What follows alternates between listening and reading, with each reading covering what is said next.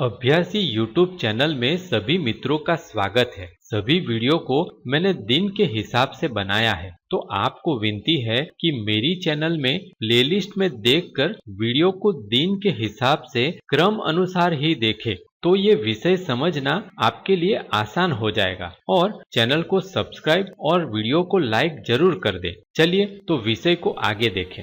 આ વિડીયોની અંદર આપણે જોવા માંગીએ છીએ કે કઈ રીતે એક લાઈન દોરી શકીએ, એટલે કે એક રેખા કઈ રીતે દોરી શકીએ અને એની અલગ અલગ સ્ટાઇલ કઈ છે એ આપણે જોવા માંગીએ છીએ। તો હવે આ એમ્યુલેટેડ C++ની અંદર આપણે 121 નંબરનો પ્રોગ્રામ ચાલુ કરીશું।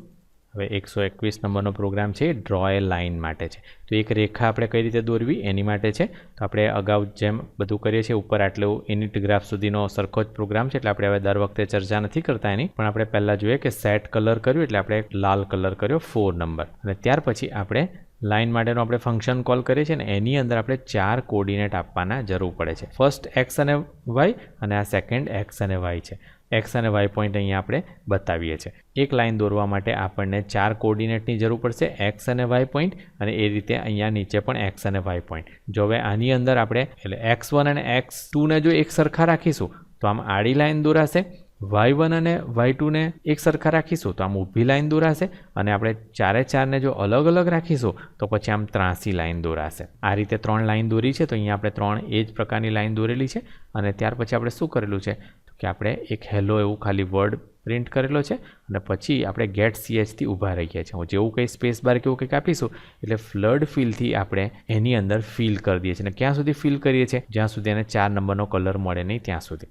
ત્યાર પછી આપણે ક્લોઝ ગ્રાફ કહીને પ્રોગ્રામ બંધ કરી દઈશું। તો આપણે આને રન કરીએ તો તમને જોવા મળશે કે અહીંયા બધી અલગ અલગ 3 લાઈનો દોરેલી તમને જોવા મળે છે, અને અહીંયા ઉપર હેલો વર્ડ પણ પ્રિન્ટ થયેલો જોવા મળે છે। હવે આ જે ફ્લડ ફિલની અંદર આ ક્લોઝ એરિયાનો આપણે નંબર આપેલો હશે, અને એટલા માટે હું જેવું સ્પેસ બાર આપીશ તો તમે જોશો કે આ વચ્ચેનો ક્લોઝ એરિયા છે એ ફિલ થઈ ગયો। જ્યાં સુધી એને લાલ કલર મળ્યો ત્યાં સુધીનો બધું એણે એરિયા ફિલ કરી દીધો। હવે ફ્લડ ફિલની અંદર જોઈએ તો ફ્લડ ફિલની અંદર આ જે આપણે પોઈન્ટ આપેલો છે એ આપણે ગણતરીપૂર્વક પેલું જે ત્રિકોણ બનતું હતું એ ત્રિકોણની અંદરનો કોઈ પણ પોઈન્ટ હશે, તો આ રીતે આપણે કોઈ પણ અંદરનો પોઈન્ટ આપી અને આપણે બનાવી શકીએ। તો હવે આપણે જોઈએ કે આ જે લાઇન છે આની અંદર આપણે લાઇનની કોઈ સ્ટાઇલ નથી લીધી, આપણે સાદી લાઇન જ દોરી છે, અને એ રીતે આ જે ફ્લડ ફિલ છે એ ફ્લડ ફિલની અંદર પણ આપણે ફિલ સ્ટાઇલ નથી કર્યું। તો આપણે જેમ અગાઉના પ્રોગ્રામમાં બધામાં જોઈ ગયા કે આપણે સેટ ફિલ સ્ટાઇલ કરીએ છીએ, તો એવી રીતે સેટ ફિલ સ્ટાઇલમાં કરું તો અલગ અલગ પ્રકારનો ફિલ આપણે કરી શકીએ ને અલગ અલગ કલરથી પણ કરી શકીએ,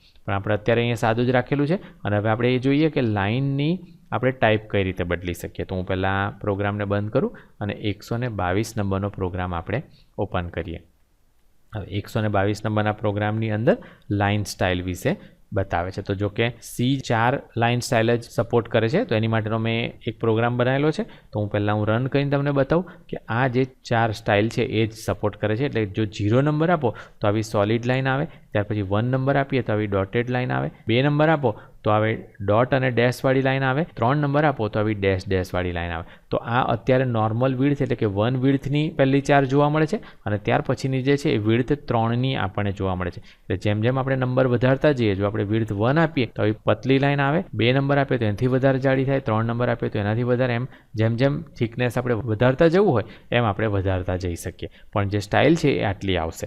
આ સ્ટાઇલ કરવા માટે આપણે અહીંયા એક કમાન્ડ લીધેલો છે, તમે કમાન્ડ જોઈ શકો, એ છે સેટ લાઇન સ્ટાઇલ। સી ની અંદર લગભગ બધા માટે આખું નામ જ સેટ કરી દીધું છે વચ્ચેથી સ્પેસ કાઢીને કે સેટ લાઇન સ્ટાઇલ, અને એની અંદર આપણે કઈ સ્ટાઇલ જોઈએ છે તે નંબર આપણે આપવાનો છે। તો જો આપણે ફોર લૂપ જોઈએ તો 0થી આપણે શરૂ કરીએ છીએ અને 4 સુધી ફરીએ છીએ, એટલે 0 1 2 3 આપણે અહીંયા નંબર આવતા જોવા મળશે।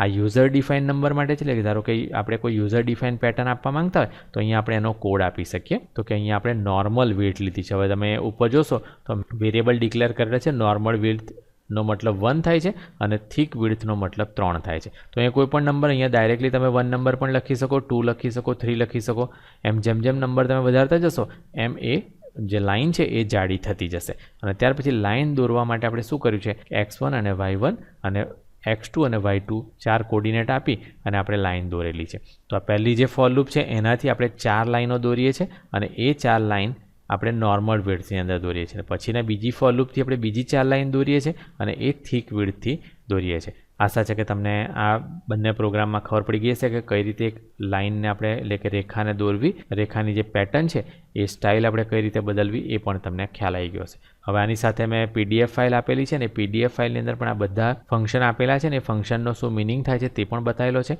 તો હવે એ બધી બાબતો તમે તમારી નોટબુકમાં લખી લો. ये वीडियो देखने के लिए आभार. अगर आप कंप्यूटर के एकदम नए और एडवांस टॉपिक पर वीडियो देखना चाहते हैं तो ये वीडियो को लाइक करके चैनल को सब्सक्राइब कर लें. चैनल आगे बढ़ेगी तभी हम नए मुफ्त वीडियो अपलोड कर सकेंगे. आशा है कि आप लाइक, शेयर और सब्सक्राइब जरूर करेंगे. अगर आप ये वीडियो में इस्तेमाल होने वाली PDF फाइल व्हाट्सएप पर खरीदना चाहते हैं तो ये लिंक को देखें. वीडियो डिस्क्रिप्शन में भी ये लिंक दी है. धन्यवाद.